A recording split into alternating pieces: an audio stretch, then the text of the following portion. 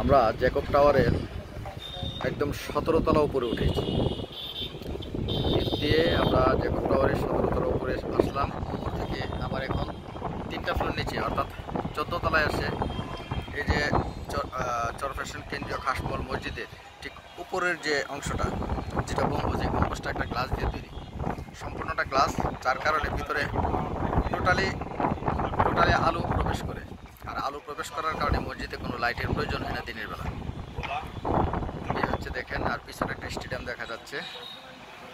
এদিকে চরফ্যাশনের অনেক বাড়িঘরের দৃশ্য দেখা যাচ্ছে, ওইদিকে কিছু বিল্ডিং, এই যে টোটাল চরফ্যাশনটা দেখা যাচ্ছে। আপনারা যারাই চরফ্যাশনে আসবেন, এই জ্যাকব টাওয়ার, কেন্দ্রীয় জামে মসজিদ বা এই শহরের আরও কিছু অংশ আছে যেগুলো আপনারা দেখতে ভুলবেন না, অবশ্যই দেখে যাবেন।